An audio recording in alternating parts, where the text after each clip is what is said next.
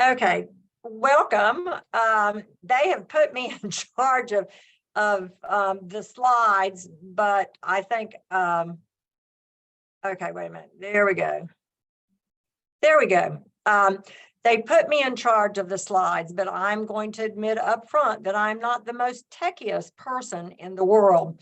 So there are things I can do well, but there are also things with technology that I can mess up in a heartbeat. So, but it looks like I'm good to go in advancing slides. So what we're going to talk about today is best practices in transition.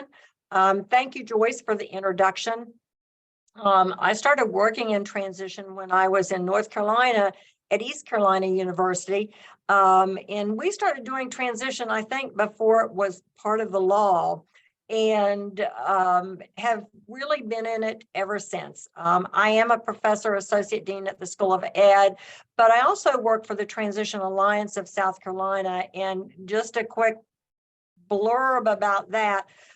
We provide the transition technical assistance for the state of South Carolina through our South Carolina Department of Education. And so our job, there are 5 of us, and our job is to provide technical assistance as districts need it within our state. So a lot of what I'm sharing today is stuff that I worked with as director, special education director in the school districts in North and South Carolina, but also working with districts here in South Carolina, learning what works and what's good practice within a classroom.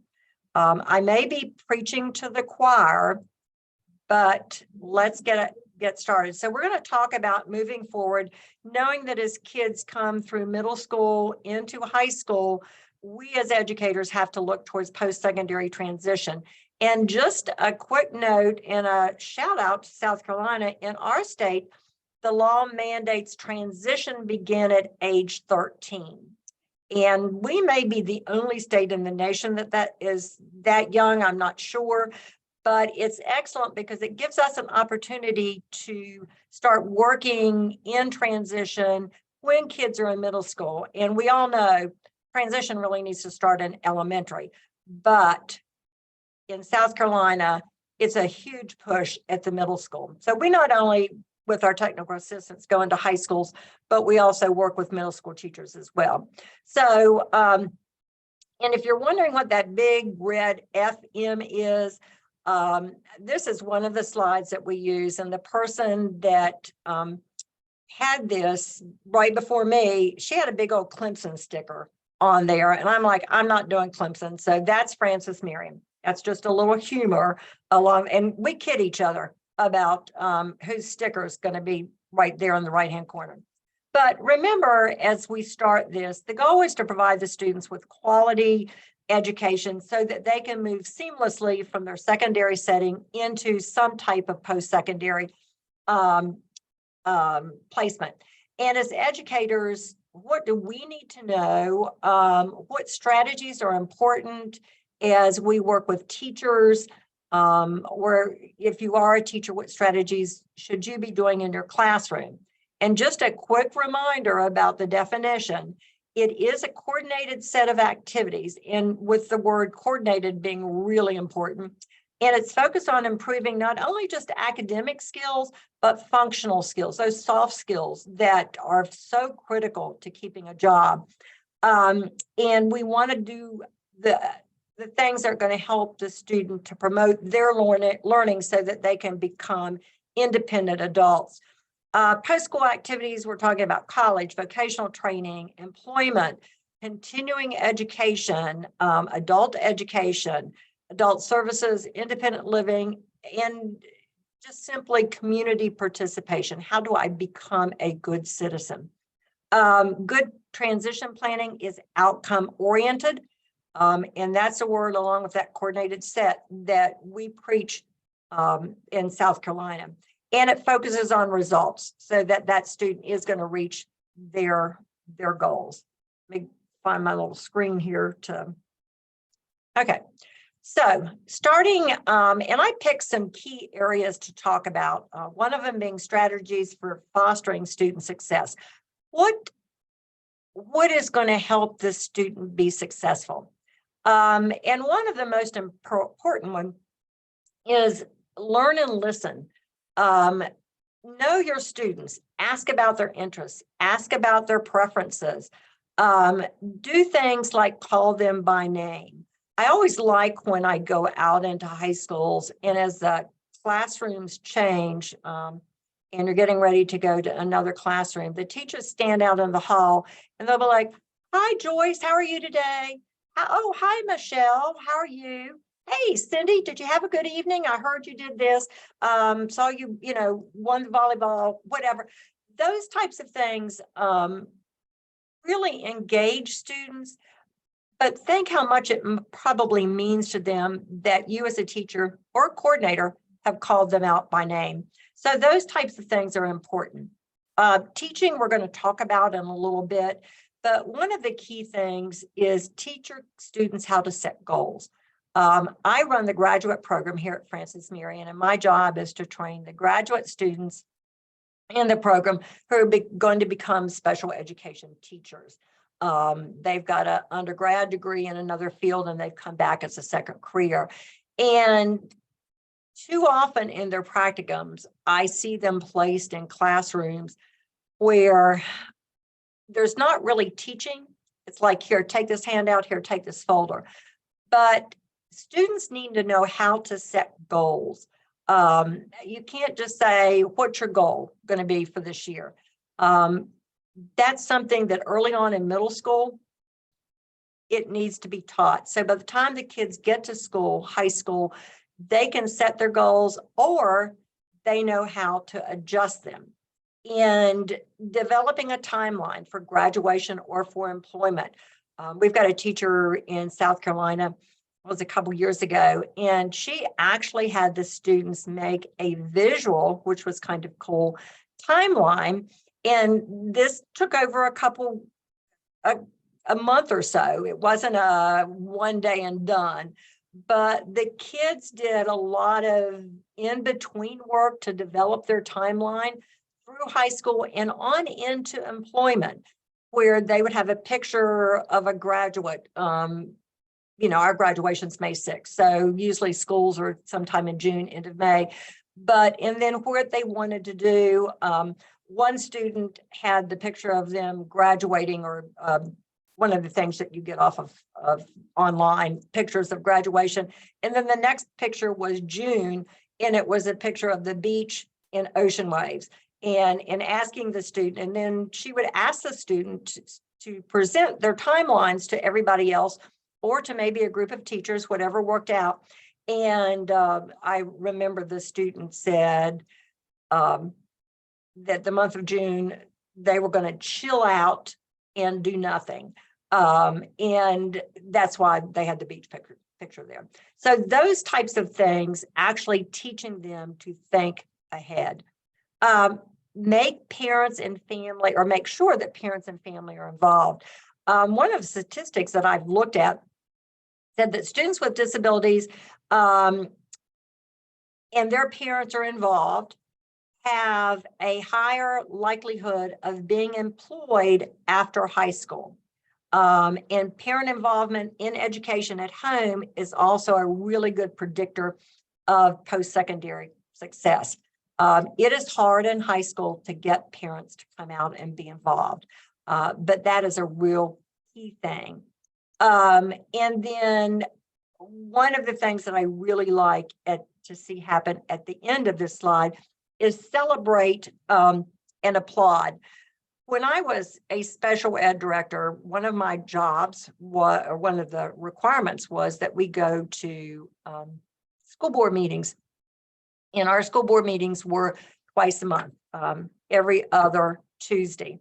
And the first couple, 3 years I did that, at the end of the year, they always were celebrating, and rightly so, kids that had high SAT scores, kids that had scholarships. And after a little while, I just started thinking, where's my group of kids?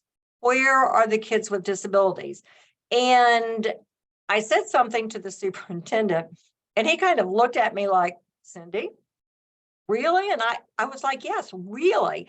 And I said, my students in my program are probably not going to have high SAT scores. They're probably not going to get scholarships, but you have no idea what some of the successes they do have. And so we had a thing about every other month, and some of it depended on me and teachers reporting back to me, where on the Tuesday when we weren't doing the high SAT scores and scholarships and all of that, the other Tuesday, we would have some of our students, we would celebrate things that they accomplished. And you have no idea, talk about getting parents involved. It made a difference. And celebrating just in the classroom, when kids would get high scores on an exam that they had studied so hard for, it meant a lot for a teacher to celebrate that. There were different things that we were able to do at the high school to celebrate successes for students with disabilities.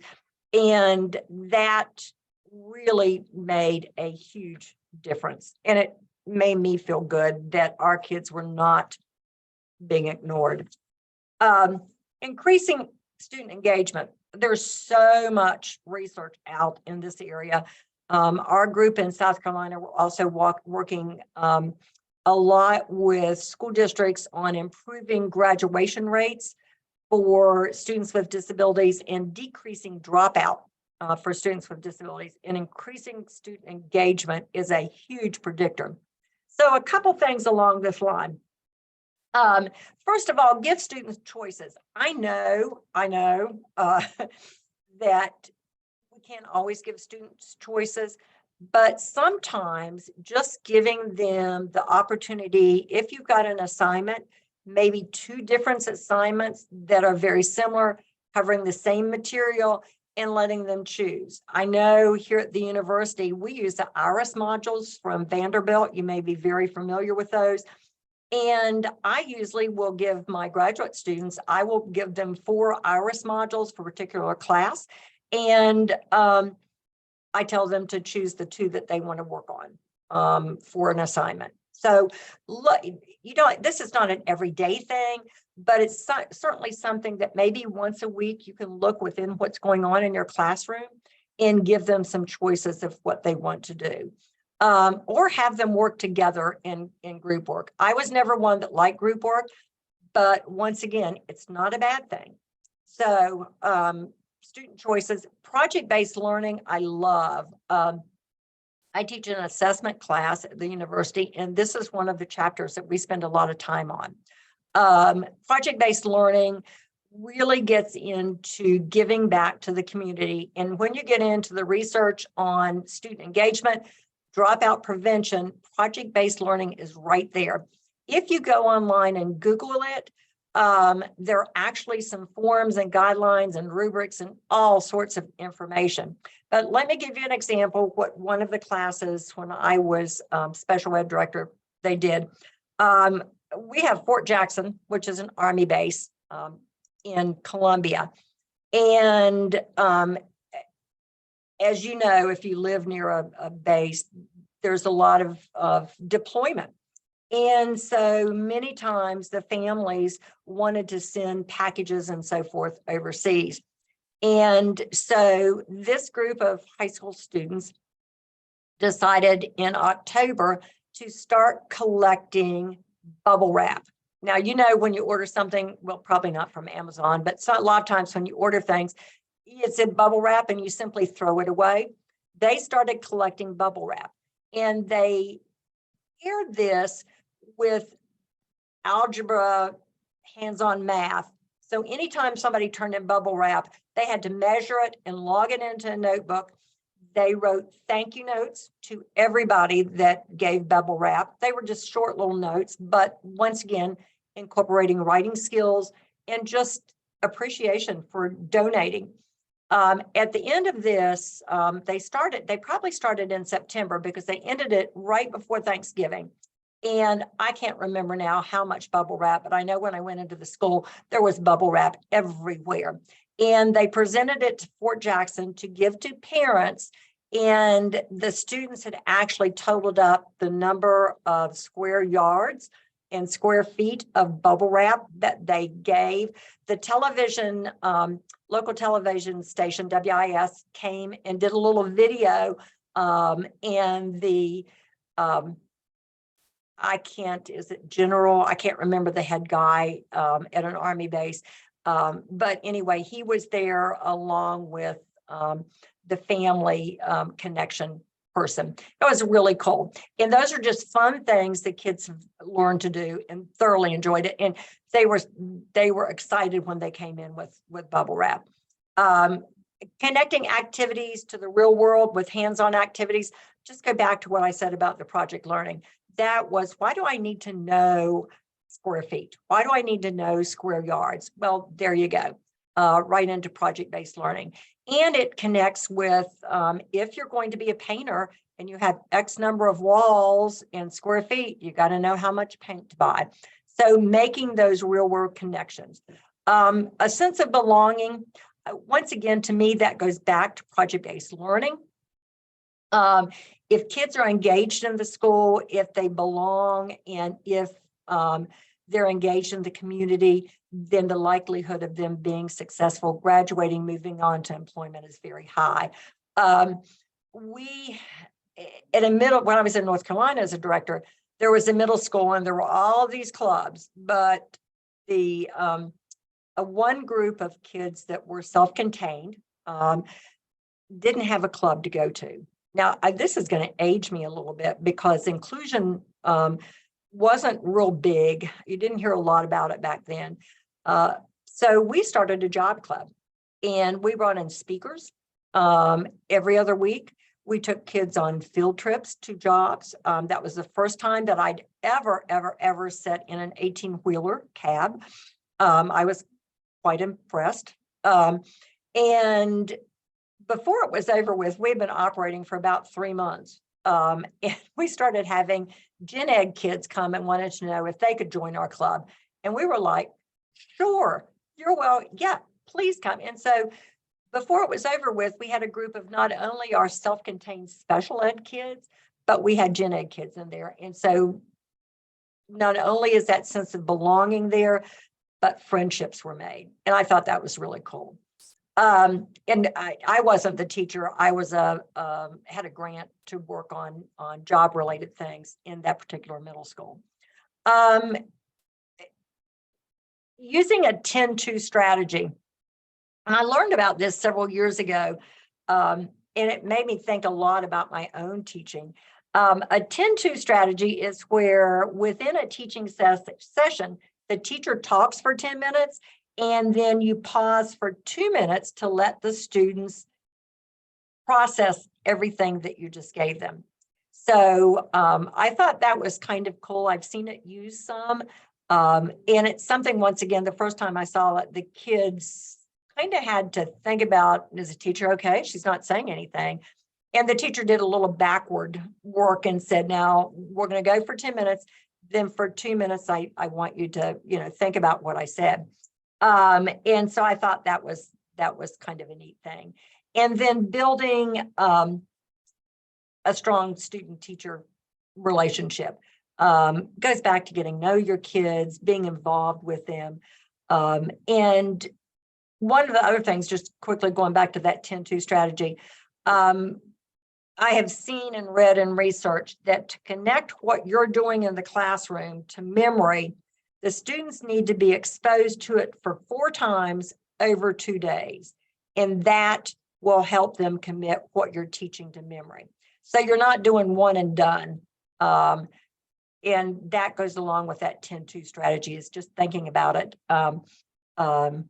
Teaching for 10 minutes, let them process for 2, but also remembering that it needs to be given to them a couple times. Get back to my keys. Community and agency engagement. This is an area, I believe, in South Carolina that we tend to excel in. We've got a statewide transition group where we meet with agency heads over the course of, We go about every other month, sometimes every 3 months. It just depends on what's going on. They're part of our group that helps plan a transition conference every year. But it just allows those different professionals to come in and share their expertise. Collaborating, once again, the research says that it is critical for that seamless transition. Many of the questions that we often get with technical assistance, families will reach out or people will reach out to us and say, I've been trying to get up with VR. Who should I go to? And that gives us a chance to connect with the school or connect with our state VR and say, I've got a family in Florence County and they need help. Who is the local VR person I can put them with? Because I don't always have that. And a lot of times those people change. So you also can use it to share resources to help reduce costs. In the area of Florence that I am in, it's a very rural, very poor area. And I know within the school districts, they use different agencies to help provide for occupational therapy, physical therapy, speech, different things, so that we do have it's called the PD Education Center. And because we're in the PD region. And so they, through the State Department, have individuals employed that then go out to the school district. So if I only have 5 kids or 4 kids in my high schools in my county that need physical therapy for some reason, I don't want to have to pay for a full-time physical therapist if I don't need it. So I can go through the PD Ed Center and get the services I need. And some sample activities, once again, you probably know, we've got districts that provide great career fairs, agency fairs, transition fairs, whatever you want to call them. And then a lot of individual districts will have their local VR person. We have DDSN that work with our students that have intellectual disabilities and autism.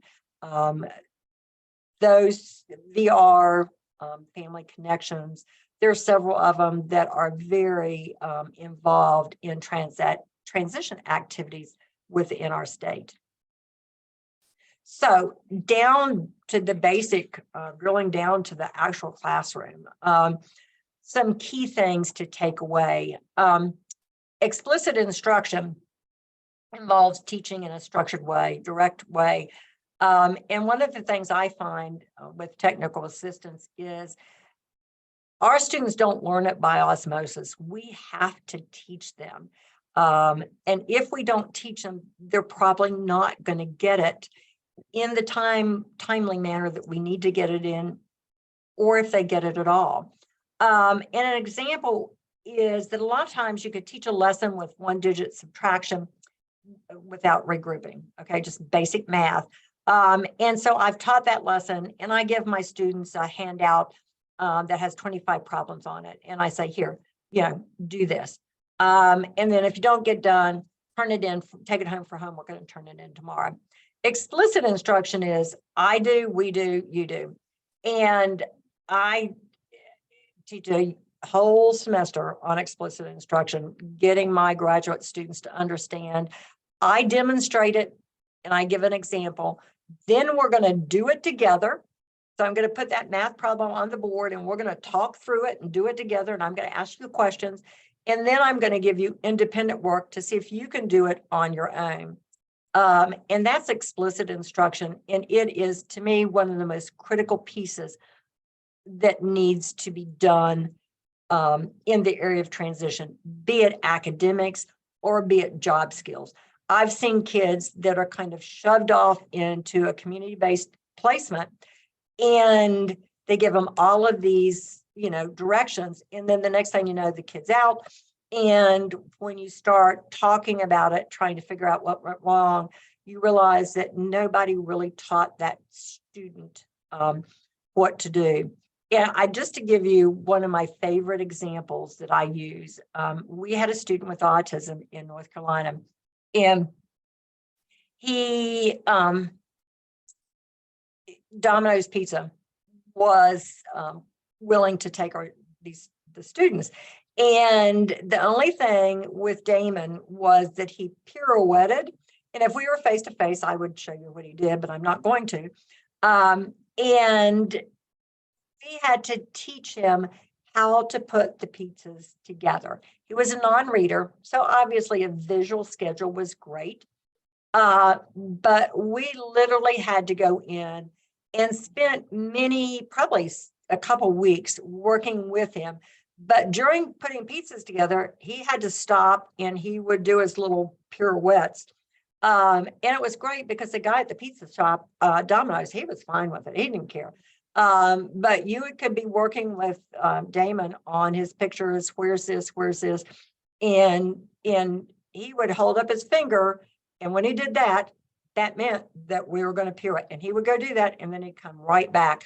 But explicit instruction made him very successful, that he earned a part-time job. He worked 2-3 hours a week for what was his senior year. He aged out at 21, but that last year he was at the high school. That's what he did, and they actually ended up paying him. But I don't think it would have happened without explicit instruction. Focus on critical content. What do your students need to do to be successful? Many of our students are not going to be NASA astronauts. And so if they're in a biology class, do I need to know all of it? Or can I pick out those key points? And that is important. Sequence skills logically and put them in smaller steps. That is very, very important. Task analysis, for a better word. Step-by-step demonstrations. Going back to my days in North Carolina, and I learned job coaching, and I was talking about Damon and the pizza shop. We also had a young lady that worked at McDonald's, and sadly, she had that early morning, 5:30 to 9 shift. And there was a day where the job coach was sick, and there were only 3 of us. And I was at the university. I was just coordinating this grant, but somebody had to go make pancakes and bacon. And I can honestly tell you, I needed a step-by-step demonstration, and I thought I may never eat bacon at McDonald's again. Anyway, I admired that young lady for sticking with that job, but it was clearly out of my wheelhouse. And it took about 2 or 3 demonstrations because both things had to be going at the same time. But she had mastered it and did a very good job. So sometimes just that, let me do this and then you watch me type of activity. And that goes for academics and all types of things. Providing examples and non-examples. Students need to know, I think as teachers, we do a good job of examples, but we also need to help them understand what a non-example is. And so when I'm teaching this at the university, one of my non-examples, when we're doing IEP goals and teaching them to write good, measurable, observable goals, one of my non-examples is Cindy will cross the road 3 out of 5 times successful. And I will say to my students, so why is that a non-example? Well, I don't want to be hit by a car 2 days. So that's an example of where it should be 5 out of 5. I need to do that all of the time. And so I oftentimes will tell teachers, when you're teaching something, make sure you throw some non-examples in, not to trick them and grade them down, but just so that they learn to recognize non-examples. Another one at the high school level, actually at the elementary middle too, is learning how to use a calculator. We see that for accommodations, but I as a student need to understand that if I multiply 10 times 10 and I get 3,250, that is not right. So non-examples are good. Make sure that you use those. Provided guided and supported practice. Guided practice modeling is critical. And then that supported practice, that independent practice, letting them try it on their own, do it on your own. And then at the end, we're going to have an assessment and see if you've learned it. Developing routines. I love routines, but I'm that type of person. I've got a daughter that is LD, and she's still LD as an adult, and routines are not her thing, but I have to have routines, and our kids like routines. And then providing feedback. Once again, feedback is important. I can go in a classroom and observe, and I'll hear a lot of, no, that's not how you do it. It should have been done this way. Did I not tell you? Those types of things. But I never often hear, wow, Cindy, that was great. High five it. You did awesome. I'm glad you got it. Those types of things, that should be the norm, not the, why did you do it that way? Can't you get it right? Those types of things. The other thing I picked up, and I don't have it on here because I'd already done this, but I learned this the other day, is something called sketch notes. And I don't know if you've heard of those, but I started looking them up, and several of our student teachers belong to a scholars group here on campus, and it's done via Zoom.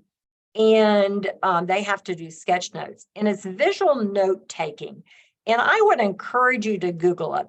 I've seen some examples, and I know about it, but I really never had got into it until I have 3 of my graduate students that were doing a lot of it, and they shared it with me a couple days ago.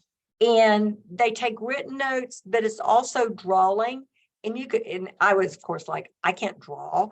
And it doesn't matter. You do stick figures, arrows, you can do all sorts of things. But I would encourage you to look it up. The information on the web, and it's Sketch, SKETCH, notes. It's something that you teach students how to do, but there are a ton of templates for high school students, middle school students, and so forth. It's worth looking into, especially for kids that oftentimes have a difficult time, writing everything down. Career and technology. I noticed when Joyce did the poll, I don't think there are any CTE teachers on the webinar, but help your students get into career and technology. I'm going to run out. I need to talk faster. I think I'm looking at time. Collect the data and share information with your students. Make sure they can get in courses. Teach them the variety of career pathways. That's how we got into actually Education Associates and started learning about the different career pathways. And the school district started purchasing the materials. They didn't pay me to say that. I'm just adding that in. But honestly, many of our districts bought several of the kits, and they bought the kits related to what was in the PD region or their region of the state, what the kids would likely go into.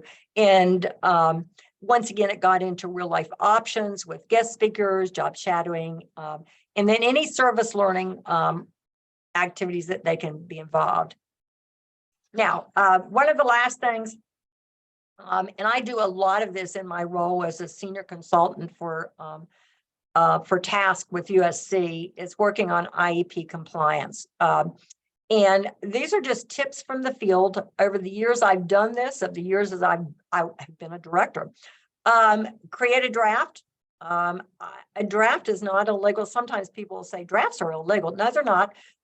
Make sure you watermark it with draft and send it to team members, including parents, and guess what? Including the students.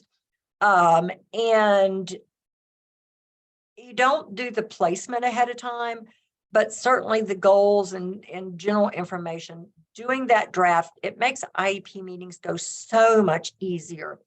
And I always encourage the teachers when I was director to reach out to the parents. If you didn't hear from them, reach out to them and say, I hope you got my IEP, my draft IEP I sent. Are there any goals that you'd like me to work on? What do you think it looks like? Anything I can change you want to add to it? Those types of things. Transition assessment, it's a huge thing in South Carolina, and it's one of the areas that I do a lot of presentations on and workshops on. Probably my expertise in transition lies with assessment, but in our state, you have to do one formal and one informal, but it's important to know that it's ongoing. And sometimes I have a hard time making teachers understand that. And I think it's because as an educator or as a teacher in a classroom, you've got so much on you that the last thing you may be thinking about is transition assessment. But a lot of what you do automatically counts for transition assessment. You just have to write it down or document it. And I can't emphasize how important it is. You've got to do the assessment, which will lead you to what needs to be on the goals. Progress monitoring throughout the academic year. Many an IEP meeting I was in, and the parent said, well, show me your documentation. And I had teachers that would bring out notebooks of documentation. I have teachers who look there as the blood drained from their face. And I do remember a it was a middle school meeting where the blood drained from my face because I thought the teacher was taking documentation and she had nothing. And our district did some compensatory ed thanks to that. So make sure you document, create a strong present level. Because we're so near to the ocean, when I teach this, I always say, when you write your present levels of academic and functional performance, think about it as you just won the lottery and you have now bought a boat and you're floating in the Caribbean, never to be seen again in your school or your district. And I, as a sub, had to come in and pick up your IEPs and know where to go. I need you to write that PLAF or present levels so that when you're floating around enjoying life in the Caribbean on your own private island, I can teach to your IEPs. So that's my example there. Measurable and observable goals. I think you all hopefully know what that is. So I'm not going to belabor that. But a lot of problems are there. And once again, I gave you that example. Cindy will cross the road 3 out of 5 times. No, Cindy needs to cross it 5 out of 5 times correctly. Write minutes. Huge issues I've had as a director with parents complaining, and we come back and do an IEP or a State Department complaint where minutes were not well documented. Everybody attended the meeting, it went great, parents signed the IEP, and then there are all these other little things that happened during that meeting, but there's no documentation. I don't have a lot of time. I could give you a couple of examples of where we had to re-meet again. One real quick example, a gen ed teacher has to be at the meeting. And we had a meeting, the gen ed teacher at the last minute, her child got sick, she could not come. There was not another gen ed teacher that taught that particular child that was available. And the parent told me over the phone that it was fine because I called her and said, do you want to reschedule? No, Dr. Nixon, we're good. Let's go with the meeting. We went through a 2-hour IEP meeting. And the day after that, she called the State Department on me and said that I'd held a meeting as special ed director without a gen ed teacher there. And she wanted to file a State Department complaint. So State Department attorney calls me and I was like, we talked on the phone and she agreed. And I was told, may not be in your district, but I was told I should have had her sign a sheet at the beginning of the meeting saying that she agreed to hold the meeting. Now, I think since then it is part of our, there is a form where parents sign, but back then there was not one. Your district may have a form, but let me tell you, every time somebody couldn't attend the meeting, you got it. I had them sign a form. Don't forget the age of majority, summary of performance, and most importantly, individualize. There was nothing that would make me more evil than to go in and look at somebody's IEPs, and out of 15 kids, every IEP looked exactly alike. It was like I had a clone of 15 kids. So make sure that you individualize. You can't say we don't do that in this district. I've had situations where somebody's called and said, the special ed teacher said, we don't do community-based training in our district. Yeah, you do. And I have to kind of backtrack and say, well, would you call this parent and talk to them? So, keep in mind that not only do individualized IEPs, but programming needs to be individualized as well. And I think it is 2:53. I'm trying to keep up with the 3 o'clock. But I guess from here, if there are questions, I talk fast and maybe too much. No, that was awesome. I have pages of notes. I love it. It's just very inspiring. Yes, and thank you guys, everyone, everybody for listening. We really welcome all your questions. So please feel free to enter any questions that you have right now in the chat. And we actually got a couple too during the presentation. So we can go ahead and start with some of those. Okay. Joyce, do you want to start? Well, there was a quick one there at the end in terms of what's the PLAAF. Oh, okay, yeah, okay, I apologize, that would be a South Carolina term. Present levels of academic achievement and functional performance. And nationally, your district may use different words. We call it PLAF. But it's that part where at the beginning of the IEP where you write about where is the child, I don't put in there, Michelle reads well, or Michelle's struggling with reading. That tells me nothing, because they're, what area of reading, and is she on grade level? Where is she? So it's that general description so that I kind of have a heads up of what that student is able to do or not do. Strengths, you may call it strengths and weaknesses in your Strengths and weaknesses is what we've always had Yeah. on there as well, but I like, and look, Sandra's even adding on. Thank you. I just saw that. Thank you. Yep. That's perfect. Good. Okay. So I had a question. What do you use for transition assessments? We use the TPI, Transition Planning Inventory. That is the main one that is used. And then there's an informal community-based training. It's called SKEMA, SKEMA. It's an informal inventory.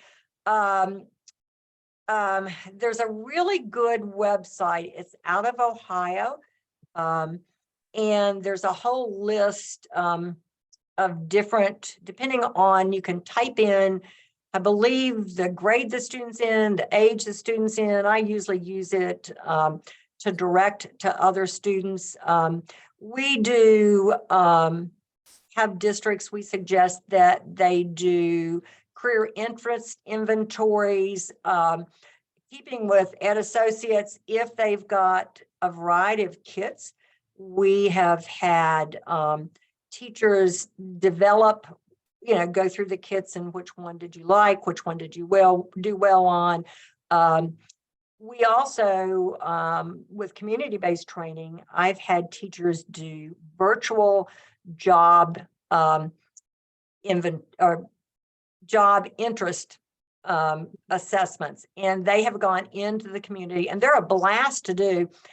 Teachers have gone into the community and gone to places like McDonald's, because many of the commercially produced career entrance inventories will have, if you have agriculture, which is big in our area, they'll have a lot of fancy machinery that if you drove around the PD region in Florence, you would see basic tractors.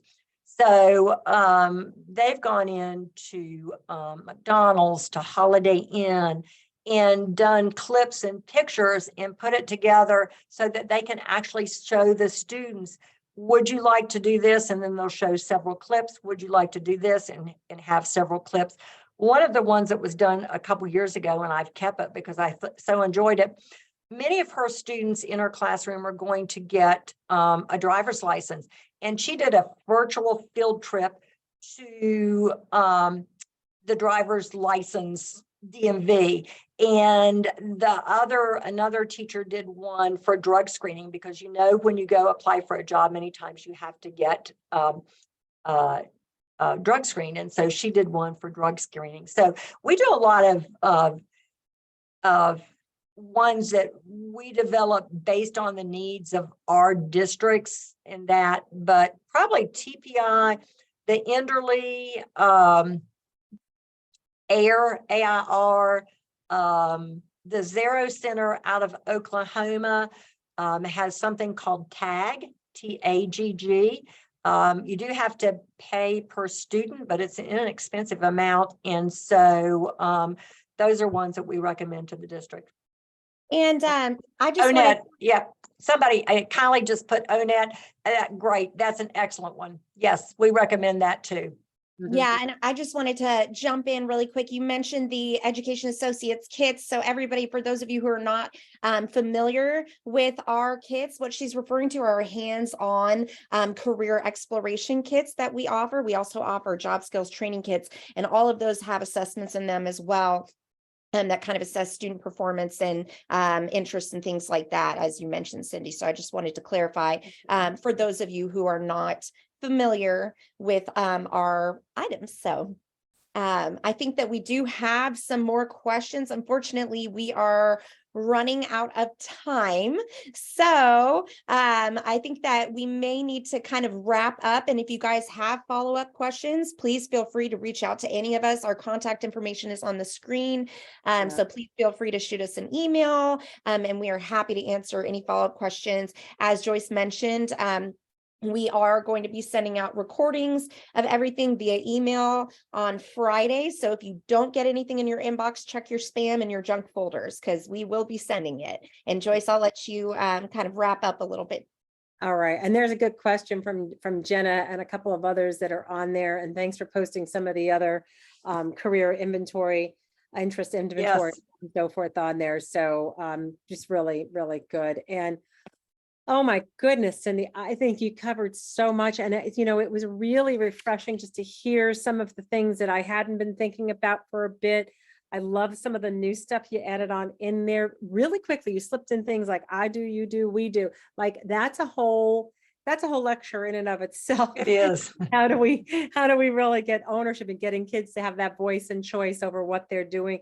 Choice boards, to 10-2 strategy. I really love that. I want to use that with my husband. I thought the same Right? thing. I may try it with my dogs too. Yeah, but the dogs, I'm going to tell you what I want you to hear. Then I'm going to stop and you have to think about it before you can answer. That's right. Because everybody, what's what they say? Stephen Covey says, he says, people listen with the intent of answering. Yeah. What is my answer? Not understanding. So it's that kind of a thing. You need time to process that information. Such amazing information. Thank you so much. Unfortunately, our time is through. So I don't want to leave without letting people know that we've got a lot of resources available for you right on our website. If you go to the resources tabs, you will see a place where you can both sign up for future webinar Wednesdays, as well as look at this one and other ones that we've had in the past. So they're all there for you to kind of go through and share. And there's a few of them that were just like kind of synopsis of what happened before that. The other way you can share this information is by signing up for our newsletter. Here's somebody else from the other part of Florence. And this was Cheryl Hubbard George last year or so. And she had shared with us, just ways of finding viable career pathways in her community. Which ones are you going to go after? She went up the hospital and the Main Street and things like that. So there's a lot of good stories in there, and we write them up in the newsletter. You can go to our newsroom under resources, go to newsroom, and then you can go ahead and you'll see where you can sign up there for the newsletter, and then you can share that with your team. So if people don't have a whole hour to listen to this, they could read the synopsis of it. If you need more examples of how this actually looks, you can get our preview packet. If you need more information about where to find the funds, you can get funding information. So it's all here under our resources, under our main bar there. Lots of good information. And if you still can't find what you're looking for, you can ask for a personal Zoom, and we'll walk you through everything and answer. A lot of people use that personal Zoom with a group. So as a special ed director, to bring in your transition coordinator, to bring in other members of the party, the services providers, other people, and if everybody understands what's in there, then y'all know how to fit it better to your needs. So how do we request a personal Zoom is right up on, it's a good question, Jenna. See it on the thing. If you go on up to our website, and the link is up here at the top. So Education Associates, go to resources and then Zoom with us. You can So- also click on that blue button in the menu bar that says "Let's Talk." That'll take you to the Zoom page as well. That's the shortcut way of going to it. Perfect. Yeah, absolutely. So yeah, it's very much, you ask questions and we'll answer and we'll tell you whatever you need. And that's a great thing to have for your whole team as you go on through. So I think that that's about it. We just a couple of minutes over today. Once again, just say thank you, Cynthia, for all of this information. I know you've got graduation coming up for your students next week, and I hope you enjoy the heck out of it. It's just going to be I will. such a special time of year, and all those new special education teachers that are coming on out will hopefully have your thumbprint on them and all the good things that they'll be able to do for kids in the future. It just excites me. So, and thank you to everybody who's been with us here today, and for everybody who's listening to this on recording. Hope you enjoy the rest of your day. And Thank you very much. Bye, guys. Thanks so much. See you Bye. next month. We'll see you in June. Everybody, take care now. Good deal. And I get out of that and that.